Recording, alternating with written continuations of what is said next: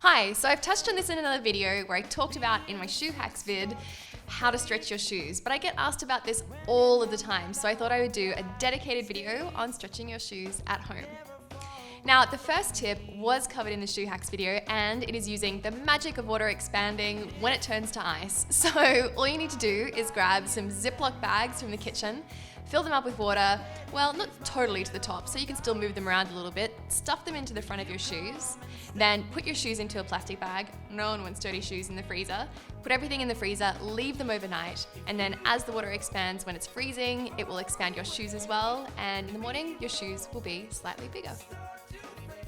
The second one is a cute tip that I actually got from my cousin Belinda. So we made her wedding shoes, and they were really cool, and she found them just a tiny little bit too tight and wanted to be super comfortable on her big day.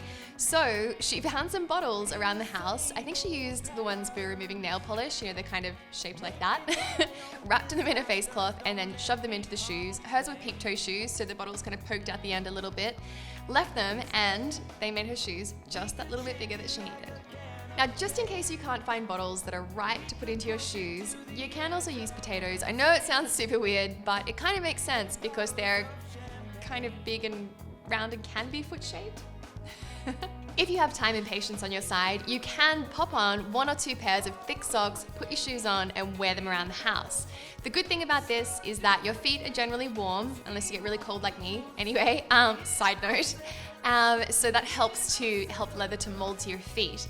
I do know people have recommended to try using a hairdryer as another option as well with this technique. So with that, all you do is you blast the hot air onto the shoes for a couple of minutes while you've got your feet and your socks in the shoes, and then wiggle your feet around a little bit to help stretch the leather out. Wait till the shoes are fully cooled down, then pop them off and try them on again to see if that has helped to stretch them.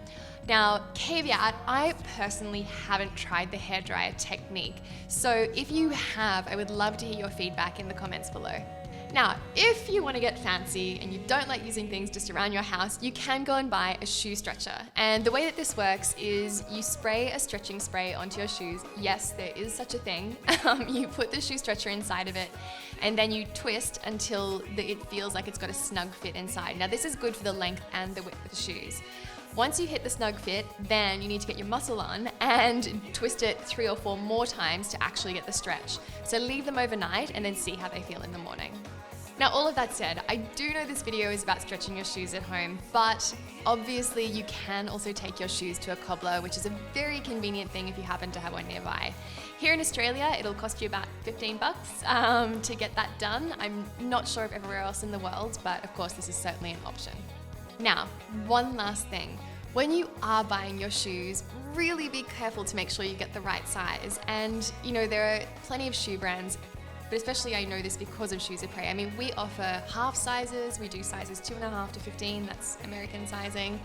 We do wider widths, we do narrower widths. There's no reason you should be uncomfortable in your shoes. I mean, look, you might get a blister when you first wear them, just as the leather's sort of adjusting to your foot, but really make sure that you do talk to whoever you're buying your shoes from to make sure that you get the right size to feel great in your shoes. So these are all the things that I can think of to make sure you get into a comfortable pair of shoes. I will look at doing a sizing video a little bit down the track because there's a few things to think about there that are a bit interesting. I'm sure we've all struggled with European sizing versus US sizing and things like that. I know I do.